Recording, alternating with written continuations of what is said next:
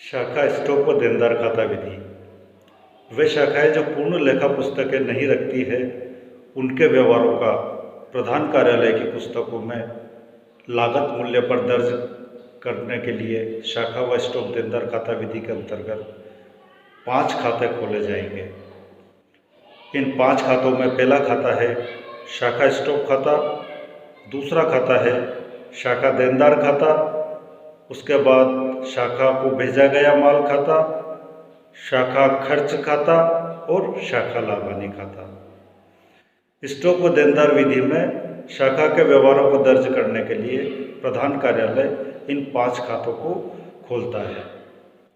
इन पांचों खातों में सभी व्यवहारों को जो जिस खाते से संबंधित हो उस खाते में दर्ज कर लिया जाता है।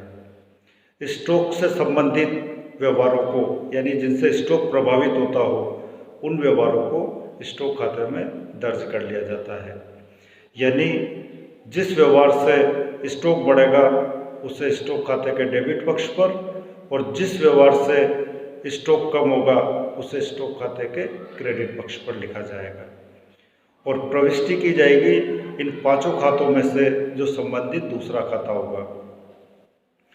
जैसे शाखा को माल भेजा गया तो शाखा को माल भेजने पर स्टॉक का शेष बढ़ेगा, इसे स्टॉक खाते के डेबिट पक्ष पर लिखेंगे। और इससे संबंधित दूसरा खाता है शाखा को भेजा गया माल खाता, यानी शाखा स्टॉक खाते के डेबिट पक्ष में लिखा जाएगा to goods sent to branch account. इसी तरीके से शाखा द्वारा प्रधान कार्यालय को माल लौटाया जाए तो इससे शाखा का स्टॉक कम होगा, इसे क्रेडिट पक्ष में लिखा जाएगा स्टॉक अकाउंट के, और एंट्री होगी by goods sent to branch account. इसी तरीके से शाखा के देनदारों द्वारा विक्रय वापसी की जाए तो उससे शाखा का स्टॉक बढ़ जाएगा और इसे शाखा स्टॉक खाते के डेबिट पक्ष में लिखा जाएगा। और इस व्यवहार से विक्रय वापसी से जो दूसरा खाता है वो है शाखा देनदार खाता, यानी विक्रय वापसी से शाखा स्टॉक खाते के डेबिट पक्ष में प्रविष्टि की जाएगी टू ब्रांच डेटर्स अकाउंट, और कोष्टक में लिख दिया जाएगा सेल्स रिटर्न।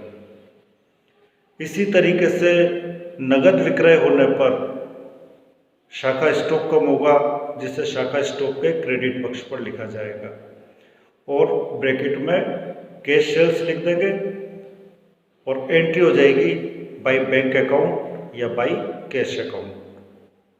उधार विक्रय होने पर भी स्टॉक की राशि कम होगी और इसे भी शाखा स्टॉक खाते के क्रेडिट पक्ष में लिख दिया जाएगा। और इसके लिए दूसरा खाता है उधार विक्रय से संबंधित शाखा देनदार खाता। तो शाखा स्टॉक खाते के क्रेडिट पक्ष में उधार विक्रय से लिखा जाएगा by branch debtors account, bracket में लिख देंगे क्रेडिट सेल्स। इसी तरीके से अन्य व्यवहार जिनसे शाखा का स्टॉक बढ़ता हो उन्हें शाखा स्टॉक खाते के डेबिट पक्ष में लिख देंगे, और जिनसे शाखा स्टॉक कम होता हो उसे शाखा स्टॉक खाते के क्रेडिट पक्ष में लिख देंगे। इसके अलावा शाखा स्टॉक खाते के डेबिट पक्ष पर प्रारंभिक स्टॉक को सबसे पहले टू बैलेंस बीडी के रूप में लिखा जाएगा, तथा क्रेडिट पक्ष पर सबसे अंत में अंतिम स्टॉक को बाय बैलेंस सीडी के रूप में लिखा जाएगा। शाखा स्टॉक खाता यदि व्यवहारों को लागत मूल्य पर दर्ज किया गया है तो सकल लाभ या सकल हानि बताएगा। यदि क्रेडिट शेष ज़्यादा है तो सकल लाभ और डेबिट शेष ज़्यादा है तो सकल हानि, जिसे शाखा स्टॉक खाते में लिखकर शाखा स्टॉक खाते को बंद कर दिया जाएगा। इसी तरीके से शाखा को भेजे गए माल खाते में 2 व्यवहार ही इससे संबंधित होते हैं, एक तो शाखा को माल भेजा जाए और एक शाखा द्वारा माल लौटाया जाए।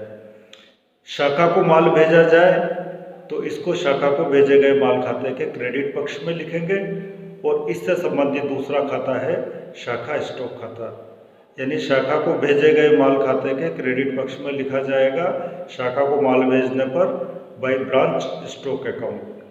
तथा शाखा प्रधान कार्यालय को माल लौटाती है तो इसको भेजे गए माल खाते के डेबिट पक्ष में लिखा जाएगा टू ब्रांच स्टॉक अकाउंट।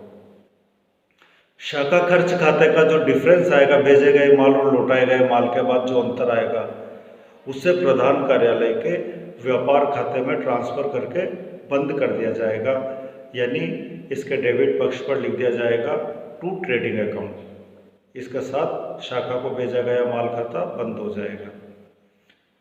शाखा देनदार खाते में शाखा के देनदारों से संबंधित व्यवहारों को लिखा जाएगा। जिन व्यवहारों से शाखा देनदार खाते का शेष बढ़ता हो उन्हें शाखा देनदार खाते के डेबिट पक्ष पर लिखा जाएगा, तथा जिन व्यवहारों से शाखा देनदारों का शेष कम होता हो उन्हें शाखा देनदार खाते के क्रेडिट पक्ष पर लिखा जाएगा। सबसे पहले देनदार खाते में शाखा के देनदारों का प्रारंभिक शेष लिखा जाएगा टू बैलेंस बीडी। उसके बाद सबसे अंत में इस खाते के क्रेडिट पक्ष पर लिखा जाएगा शाखा के देनदारों का अंतिम शेष बाई बैलेंस सीडी। शाखा के देनदार बढ़ते हैं उधार विक्रय से, तो उधार विक्रय की राशि को शाखा देनदार खाते के डेबिट पक्ष पर लिखेंगे। और उधार विक्रय से संबंधित दूसरा खाता है शाखा स्टॉक खाता, तो देनदार खाते के डेबिट पक्ष पर लिखा जाएगा उधार विक्रय की राशि से to branch stock account, bracket में लिख देंगे क्रेडिट सेल्स। इसी तरीके से जिन जिन व्यवहारों से देनदारों का शेष कम होता हो उन्हें देनदार खाते के क्रेडिट पक्ष में लिख दिया जाएगा। देनदारों का शेष कम होता है विक्रय वापसी से। विक्रय वापसी से संबंधित दूसरा खाता है शाखा स्टॉक, तो देनदार खाते के क्रेडिट पक्ष पर लिख देंगे बाई ब्रांच स्टॉक और ब्रैकेट में लिख देंगे सेल्स रिटर्न। इसके अलावा देनदारों को बट्टा दिया है तो उससे संबंधित दूसरा खाता है खर्च खाता, और दिए गए बट्टे से देनदारों का शेष कम होगा तो इसे देनदार खाते के क्रेडिट पक्ष पर लिख दिया जाएगा by branch expenses account, bracket में लिख देंगे डिस्काउंट। इसी तरीके से शाखा को डूबत ऋण से संबंधित अगर है तो उससे भी देनदार कम होंगे, इससे भी देनदार खाते के क्रेडिट पक्ष पर लिखेंगे। और इससे संबंधित जो दूसरा खाता है वो है शाखा खर्च खाता, और इसके देनदार खाते के क्रेडिट में डूबत ऋण से भी लिखेंगे बाई ब्रांच एक्सपेंसेस अकाउंट और ब्रैकेट में लिख देंगे पेड डेब्ट्स। इसी तरीके से देनदारों से जब राशि प्राप्त होगी तो उससे भी देनदारों का शेष कम होगा और इसे भी देनदार खाते के क्रेडिट पक्ष पर लिख देंगे बाई बैंक अकाउंट या बाई कैश अकाउंट, और ब्रैकेट में लिख देंगे कैश रिसीव्ड फ्रॉम डेटर्स। इसके अलावा भी अन्य कोई व्यवहार हो जिससे देनदारों का शेष कम होता हो उसे भी देनदार खाते के क्रेडिट पक्ष में लिख देंगे, और जिससे देनदारों का शेष बढ़ता हो उसे देनदार खाते के डेबिट पक्ष में लिख देंगे। देनदार खाते में देनदारों से संबंधित सभी व्यवहारों को लिखने के बाद इसको बंद कर दिया जाएगा। अगला खाता है शाखा खर्च खाता। शाखा खर्च खाते में शाखा से संबंधित सभी खर्चों को लिखा जाएगा, चाहे वो खर्च शाखा ने किए हों, चाहे वो खर्च प्रधान कार्यालय ने किए हों, चाहे वो खर्च फुटकर खर्च से संबंधित हो, चाहे शाखा के अन्य खर्चों से संबंधित हो। शाखा के हर खर्चे को इस विधि में शाखा खर्च खाते में लिखा जाएगा। सभी खर्चों को शाखा खर्च खाते के डेबिट पक्ष पर लिख दिया जाएगा। जैसे डूबत ऋण है तो शाखा खर्च खाते के डेबिट में लिखा जाएगा। डूबत ऋण से संबंधित दूसरा खाता है देनदार खाता, तो खर्च खाते के डेबिट पक्ष पर बैड डेब्ट्स के लिए लिखा जाएगा टू ब्रांच डेटर्स अकाउंट और ब्रैकेट में लिख देंगे बैड डेब्ट्स। इसी तरीके से बट्टे के लिए भी डेबिट पक्ष में लिखा जाएगा टू ब्रांच डेटर्स अकाउंट और ब्रैकेट में लिख देंगे डिस्काउंट। इसी तरीके से अगर नगद खर्च हैं तो उनके लिए लिखेंगे सैलरी, रेंट, वेजेज, या अन्य जो भी खर्चे हैं उनको लिख दिया जाएगा। ब्रैकेट में नगद किया है तो नगद, कैश या बैंक लिख दिया जाएगा। यानी शाखा के सभी खर्चों को खर्च खाते के डेबिट पक्ष में लिख दिया जाएगा और इसके शेष को शाखा लाभानी खाते में ट्रांसफर कर दिया जाएगा। यानी सभी खर्चों के जोड़ को शाखा लाभानी खाते में ट्रांसफर कर दिया जाएगा और इससे शाखा खर्च खाते के क्रेडिट पक्ष पर लिखेंगे बाय ब्रांच P&L अकाउंट। इसके बाद शाखा खर्च खाते को बंद कर दिया जाएगा। अंतिम खाता है शाखा लाभानी खाता।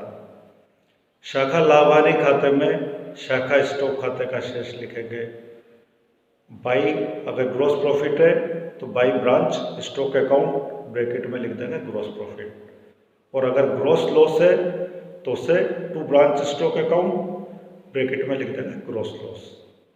इसके अलावा खर्च खाते के शेष को लिखेंगे टू ब्रांच एक्सपेंसेस अकाउंट। खर्च खाते के शेष और स्टॉक खाते के शेष को लिखने के बाद जो डिफरेंस आएगा वो डिफरेंस कहलाएगा शाखा का शुद्ध लाभ या हानि। यदि क्रेडिट पक्ष का योग अधिक है तो शुद्ध लाभ और डेबिट पक्ष का योग अधिक है तो शुद्ध हानि, जिसे लिखकर शाखा लाभानी खाते को बंद कर दिया जाएगा।